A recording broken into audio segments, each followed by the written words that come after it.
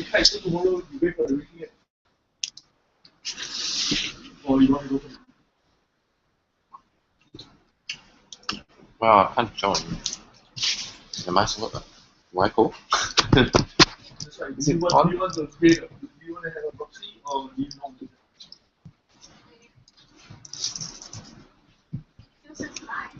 that? Yeah, it's showing us line. Tomorrow I'll confirm with you. Alright. If I finish my work by tonight, then Yeah, the after lunch talk. yeah, that's tomorrow's okay. But the joining, I think the joining If one you can find someone who is trustable to proxy. Yeah, it's this one. I think we must have the thing before we submit the ideas. Which I think is kind of pointless. Okay. Alright.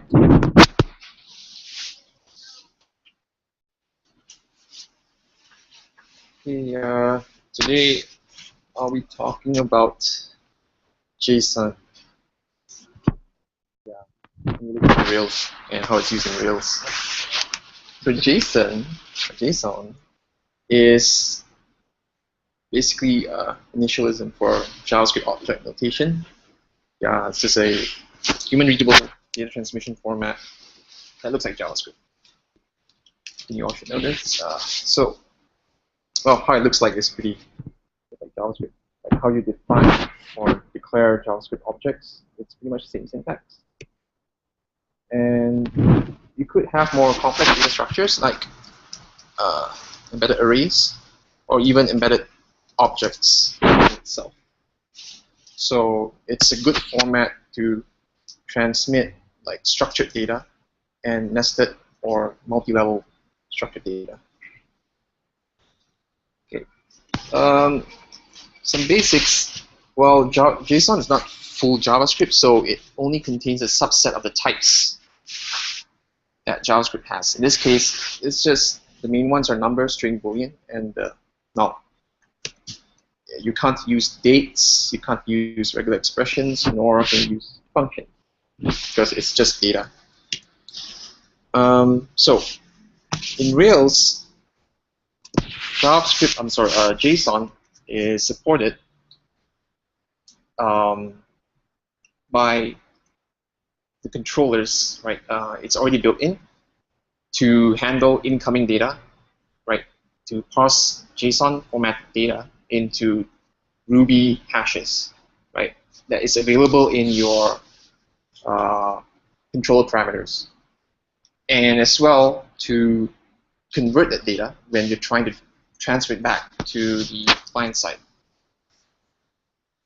So you can automatically change models in your Rails or just regular hashes into serialized JSON. And on the browser side, there is you don't really need this, but it's good to have it as well. It's the jQuery UGS library, UGS meaning unobtrusive JavaScript. It allows you to submit forms, right, via AJAX, and also to handle JSON, but that's optional. Its main purpose is to actually get, so when you submit a request, right, a JavaScript request, you can actually send back JavaScript code to be executed on the browser. But in the context of JSON, it's possible to send you something as well. So here is, maybe put this. There you go. Okay. In order to send, or rather send responses back to the browser with JSON, right? You typically use, rather to get JSON requests, right? You typically use this style of using the respond to and the format to say, okay, if my request, right, is for JSON format, then I will execute this block here. Right. Now this does some automatic stuff for you. It sets the HTTP content type headers correctly so that your browser knows how to parse that JSON data. And At the same time, let's say if you want to have the same endpoint, right? Let's say you have a user model, right? That you can render, let's say, an edit form for you to change the user, right? At the same time, you want to handle like API calls using JSON. Yeah, you can specify different ways of handling it using this format style. So if it's passed as JSON request, then you would do this part, and then if it's passed as HTML, you would do that part. Yeah. So on the browser side, if you're going to do JSON requests, right, they're typically done in AJAX, right, asynchronously, because when you request for JSON data, what comes back is JSON formatted text. And normally when you submit forms, they refresh the page, right, normally. So JSON data, if you do that normally, what you get back is just JSON text. And that's not what you typically want. What you want to do is submit a form, right, have the server send back a JSON formatted data, piece of data, and on your browser side, process that using JavaScript to probably update the view, like show new data, right, or add a new line in your list or something. Yeah, so we do that by passing in this remote true option to your form for helper in Rails, so that it would perform this request asynchronously via AJAX. And okay, one more time. Okay, so this part here is when you respond back to from the browser, right? Sorry, when you respond from the controller back to the browser, JSON is handled automatically in this sense. You just have to pass in your model, and it will automatically serialize basically all the fields on your model into JSON format. Or you can explicitly pass in a hash, right, that you define inline or assigned to a variable, and you automatically format it for you. Now, on the browser side, right, in order to intercept and process JSON requests or JSON responses, you would typically attach a handler to the AJAX event. So these events are provided, the AJAX success and the AJAX error, and a few more are actually provided by jQuery UJS. Right? They are actually wrapped so jQuery UJS works off of jQuery. Right? jQuery has AJAX functionality built in, and they have jQuery has its own event handling for or rather AJAX requests, and this one just wraps it to make it easier to work with. Right. So in this case here, it's just saying, okay, when a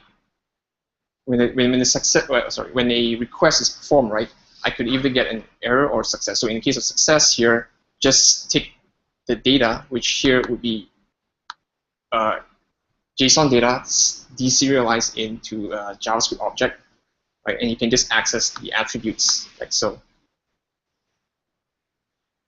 Okay. So I'm just going to run a small test here. So this is here a form in the view that is going to submit a request here, right? Again with format true, so it's done by AJAX. And I'm just putting in a sender and a message. This is just like submitting a chat message here. And on the controller side, it's just taking that, and what it does is it just takes the sender message and just replies again with JSON, right, in this format. So it's a sender and a message, their response. So, and on the JavaScript side, which is on the browser, we are going to grab the response coming back from the server and just show what the server said. So I'm just going to type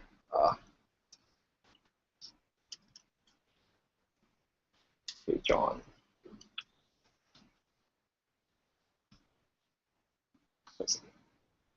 Okay, now this is a response coming back from the server. So if you notice this now, it's just taking that sender and message, right? So the sender now is Rails, so it's coming from Rails. And the message is just say, hi, sender, you said message, right? So this is just a round trip for sending a request to the server, and then the server just responds back by JSON. Well, that was actually not the whole thing. When we do jQuery UJS, right, the request that's sent is actually not a JSON request. It's actually a JS request. And this has implications when we start to do things on the control, like what we did just now. Let's say I want to respond to HTML. I want to respond to JSON.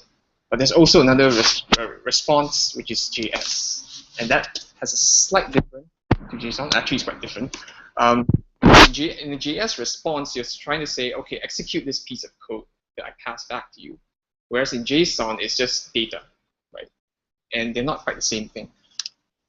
So in this instance, let's say I do format.js now. Okay. So let's try that again. I'll say the sender is Jacob, for example. Let's submit. Uh-oh, something went wrong. What I would expect to see here is a message saying, right, Rails.js, and a reply saying, hi, Jacob. But what I got was an error. Okay.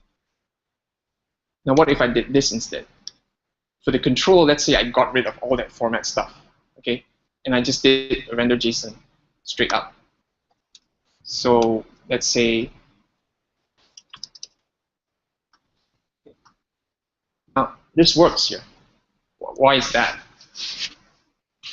Why did this work, right, compared to this one? Well, like I said before, it's because when the response is sent back from the server, it's not sent as JSON, it's sent as JavaScript. And that makes all the difference. Because once it comes to the browser side, the browser is now looking at the JSON data and saying, okay, I'm going to execute this as JavaScript, but it's not JavaScript.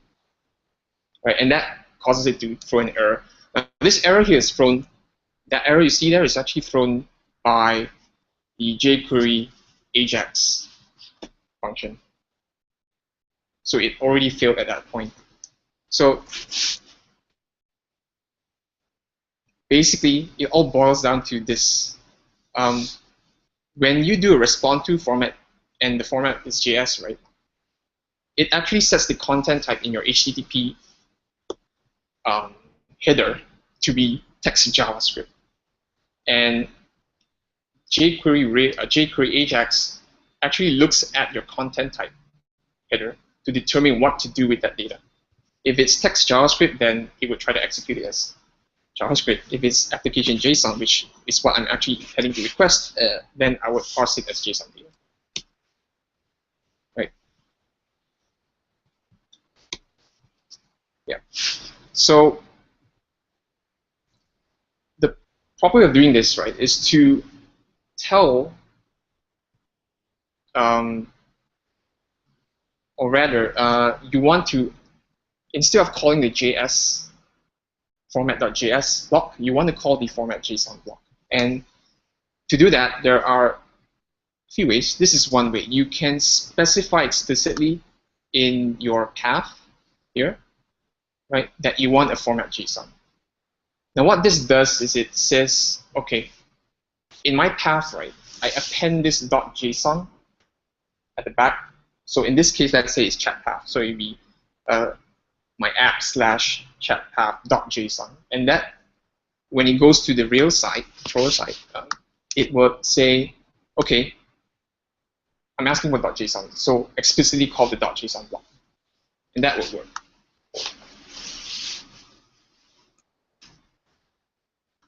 But this one is, yeah, using this technique. Another way is you do this by setting the data type, right, this flag here, or this attribute on your form itself, to be JSON. So we don't use this part. So this one sends, what this would do is it sends the request again but not to the .json endpoint, but to just the regular endpoint. So in this case, it would be chat, right, /chat. And at the real side, because it doesn't say .json, how does it know whether to use JS or JSON?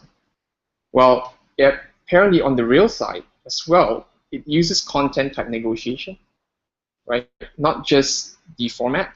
So on the real side, if it sees that the client is requesting for text/JavaScript, then it would go and use the .js block, right? If you're instead requesting for application/JSON content type, then it would go to the .json block. So in this case, this of course still works.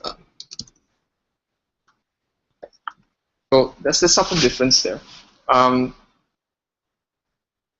yeah, let me describe this. So if you use the path format, it's using the explicit .json path, right? So sometimes when you look in your routes, you'd see that format in the pattern match, right? And that's basically the format that we're referring to here.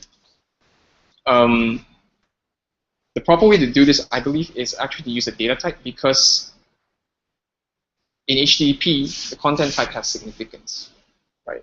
In Rails, probably it works. It just works. But the proper way is that you need to put in, you need to explicitly say that I want application JSON, right? If you use the normal .json, let's say you just say chat path format JSON, it would send that request to that endpoint, the .json endpoint, but the data type that is requesting will still be text JavaScript. And technically, or strictly speaking, that's incorrect, because you're going to be returning JSON data. Yeah, so that's the takeaway. When you're dealing with JSON data, it's not really the same thing as dealing with JavaScript.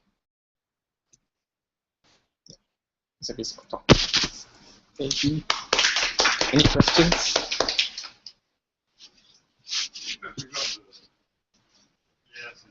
Right. It's responding with JSON, right? But the header is JS. So it's trying to pass it. So which one are you referring to? The error situation. Oh, the error situation. Okay. It responds with JS. The data is JSON. The error situation, yes. So in this case, right, what's happening is when this is submitted, now this is at the point where I didn't put in the format path. I didn't set the format, the path format to JSON, nor did I set the data type to JSON. So what this request does when you send it, right, is it's sending a request for text JavaScript, strictly speaking. So it's actually sending a request for .js. Okay. So when I actually execute this code here, this code here, even though I say render JSON, right, Rails overrides that completely and just sends it as text JavaScript in the content type header. So the data is formatted as JSON. It's formatted as JSON, but the header is text JavaScript. So when it comes to the client side, it looks, oh, it's actually text JavaScript. It doesn't look at the content. It looks at the header to decide what to do with the content. Then it tries to run that content as JavaScript code and it just dies.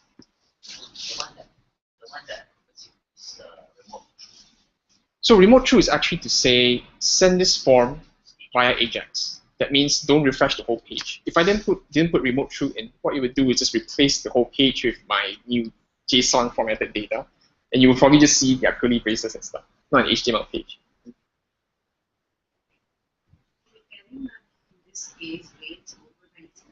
Yes, in this case, Rails overrides the content type. Even though you say JSON, it returns text JavaScript. So the second one here, now because I didn't specify any format, not this one. The data parts where you're doing that, if we set the data, not the data, like the format has. So this one. In this case, still the content type is. So in this case here, it's the browser side that's telling, okay, at the browser side, it's requesting, in the HTTP header, it's requesting for text JavaScript, but it's passing the request to the .json endpoint. So on the Rails side, it will execute the .json format and respond with application JSON content type and yeah, JSON data. So it works. From the Rails back to the client, the content type is actually JSON. From the Rails, Application JSON. from, Yes. in this case here, the client is requesting for text JavaScript at the JSON endpoint, but receiving application JSON data. So strictly speaking, this is not quite correct, because I'm asking for JavaScript. The endpoint.json doesn't mean anything in HTTP. Only Rails makes sense of that. So what the client is actually requesting is JavaScript code. But it works. It works here because when the response comes back to the client, the header says application JSON. So the client side, or rather jQuery, Ajax is smart enough to say, okay, if I get back a content type that's not what I requested, just do what the content says. Yeah.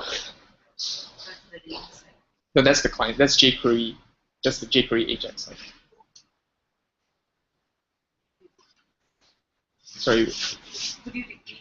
The whole process again? No, this is what you said, right? Oh, so it's the it's jQuery Ajax, the jQuery Ajax component that knows that when it gets a content type that it did not request, it still processes the content as what the content type says. That means if the content comes in as JSON, I'm going to do JSON, even though I ask for JavaScript. Right? Yeah. So when you try to make a regular form or Ajax form, Yeah.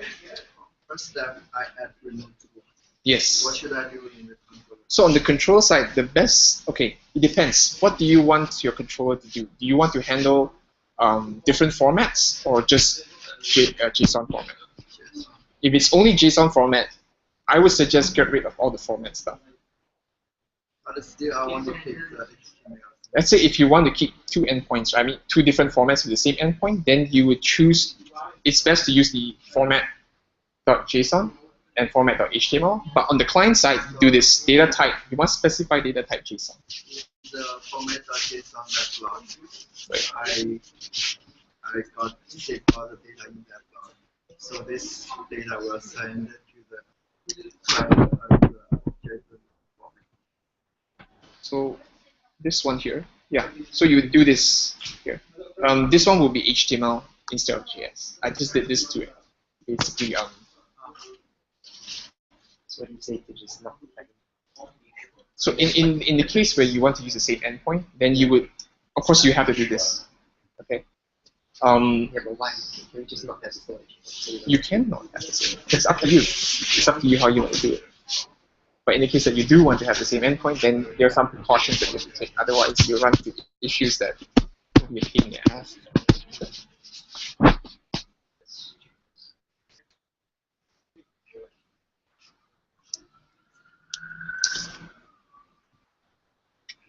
Anything else? Okay, thank you guys. Thanks.